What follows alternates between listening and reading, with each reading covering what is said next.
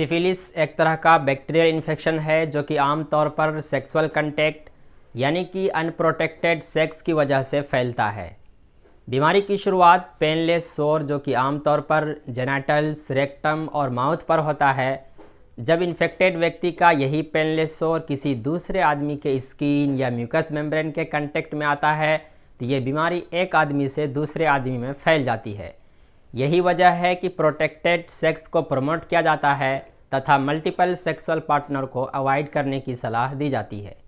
Syphilis का infection होने के बाद ये बैक्टीरिया कुछ वर्षों तक इनएक्टिव यानी कि निष्क्रिय रूप में रह सकते हैं तथा फेवरेबल कंडीशन मिलने पर फिर से ये एक्टिव हो जाते हैं। सिफिलिस के शुरुआती लक्षणों को पेनिसिलिन नामक एंटीबायोटिक से आसानी से ठीक किया जा सकता है। अगर सिफिलिस का सही समय पर ट्रीटमेंट न लिया जाए तो यह हार्ट, ब्रेन तथा कई नर्व को भी डैमेज कर सकता है। सिफिलिस मदर से अनबॉर्न चिल्ड्रेन में भी फैल सकती है।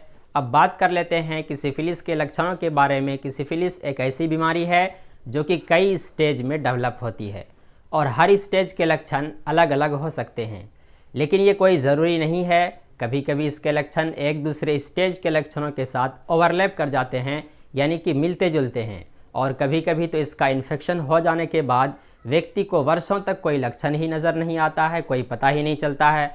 सिफिलिस का पहला स्टेज है प्राइमरी सिफिलिस, यानी कि इसका पहला साइन होता है छोटे छोटे कठोर घाव या अल्सर का होने लगना, जिसे मेडिकल टर्म में कैंकर कहा जाता है।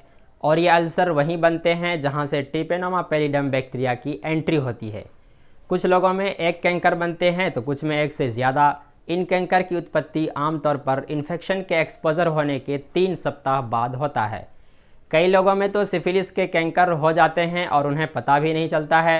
रीज़न इसका यह है कि ये कैंकर इतने छोटे होते हैं तथा शुरुआत में इनमें दर्द भी नहीं होता है, जिसके वजह से ये वेजाइना, वल्वा तथा रेक्टम में छुपे हुए रह जाते हैं और कभी कभी तो 6 सप्ताह में ख़त्म भी हो जाते हैं। अब यही एंट्री होती है सेकेंडरी स्टेज ऑफ सिफिलिस यानी कि सेकेंडरी सिफिलिस की। दरअसल प्राइमरी सिफिलिस में जो कैंकर बना था और जब वो कुछ सप्ताह में हील होता है तो बॉडी के ट्रंक में रैश डेवलप होने लगते हैं। इवेंचुअली ये रैश धीरे धीरे पूरे शरीर में फैलने लगता है। आमतौर से इन रैशेस में खुजली नहीं होती है, लेकिन कुछ आदमियों में सेकेंडरी सिफिलिस की स्थिति में बालें झड़ने लगता है, मांसपेशियों में दर्द होने लगता है, माइल्ड फीवर की स्थिति बनी रहती है, गले में खराश होती है तथा लिम्फ नोड सूज जाती है। ये लक्षण कुछ सप्ताह में खत्म हो सकते हैं या ये हो सकता है कि लक्षण कुछ वर्षों तक आते जाते रहें। सिफिलिस के टर्सरी स्टेज आने से पहले एक स्टेज आती है लेटेंट स्टेज यानी कि छुपी हुई प्रावस्था। बेसिकली जब सेकेंडरी स्टेज को सही से ट्रीटमेंट नहीं दिया जाता है तब यह अवस्था जन्म लेती है। इस अवस्था में इनमें कोई खास लक्षण नज़र नहीं आते हैं और ये भी सीधे टर्सरी स्टेज में पहुंच जाता है। सही ट्रीटमेंट नहीं मिलने की वजह से ये बीमारी ब्रेन, नर्व, आई, हार्ट, ब्लड, बोन को भी डैमेज कर सकता है। और जब सिफिलिस की वजह से नर्वस सिस्टम, ब्रेन या आई डैमेज होने लगता है तब यह स्थिति न्यूरोसिफिलिस कहलाती है। अब बात कर लेते हैं दोस्तों कंजेनिटल सिफिलिस की। ऐसे बच्चे जो ऑलरेडी सिफिलिस से इन्फेक्टेड हैं तो उनके बच्चों में भी ये इन्फेक्शन होने की चांसेस बहुत ज़्यादा होती है। हो सकता है कि इन्फेक्शन बेबी को बर्थ से पहले ही प्लासेंटा के द्वारा आ जाए या बर्थ के समय। आमतौर से कंजेनिटल सिफिलिस बच्चों में कोई खास लक्षण नहीं देते हैं, बल्कि कुछ बच्चों में हाथों तथा पैरों के पाम में रैशेस नज़र आ सकते हैं। तो कुछ वक्त गुजरने के बाद इसके वजह से बहरापन, दांतों की विकृति तथा सेडल नोज डिफॉर्मिटी जैसे लक्षण देखने को मिल सकते हैं।